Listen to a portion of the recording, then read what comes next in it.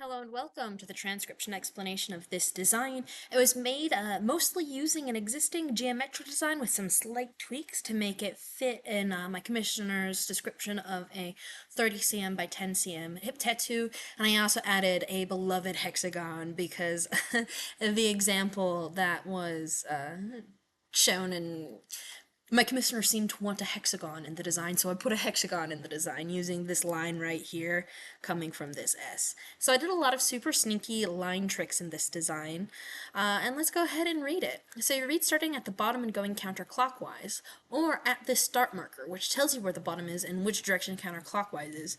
And because we have one of those start markers, we can grab this whole design and rotate it however we like. Come on. Grab this design and rotate it however we like. And that start marker still tells you, okay, we start here and we go this way. So we can have it like this, any which way we want, even like this, and we can still tell we start here and we read like this for each of our words. So yeah, let's go ahead and read this design. So our first word here, starting at the bottom, is a shallow divot with 2 line modifiers. So that means we go to our shallow divot row, which is our third row, and our 2 line modifier column, which is just a couple in. And you see how there's 1, 2 lines here? This ends here and it ends here, and lines count where they end on a letter. They don't count where they pass through. So here's another shallow divot, but with no lines ending on it, just these 3 dots. Then an E is centered on where the line of the word circle would be. So here is the E on the W-E, we. And then we have an A outside our word circle, going counterclockwise, 1, 2, 3 dots on this R, and then this E. This A is pretty close to this word, but it is actually close to this word.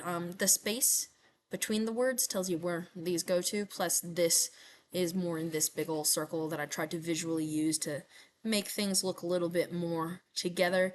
This is the only circle that doesn't matter for the translation. This translates the same as this. This is the only purely decorative circle.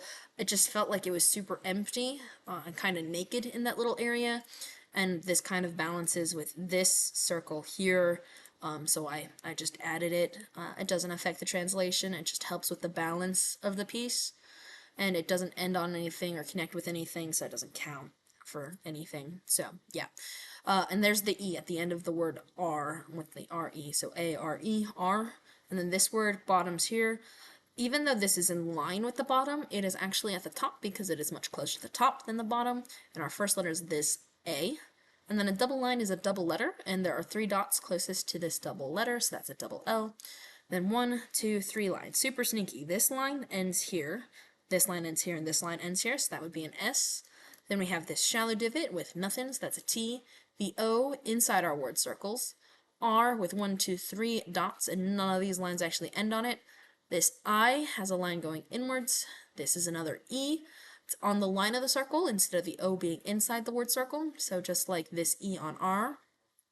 And then we have this shallow divot with 1, 2 lines, and then this third sneaky line making our hexagon. So stories, I line going inwards, N 1 line in.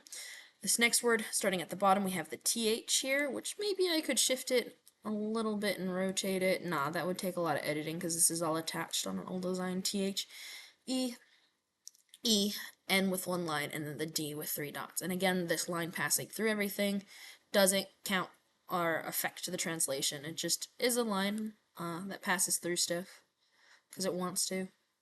So yeah, that is that design. I hope you like it. Thanks. Bye.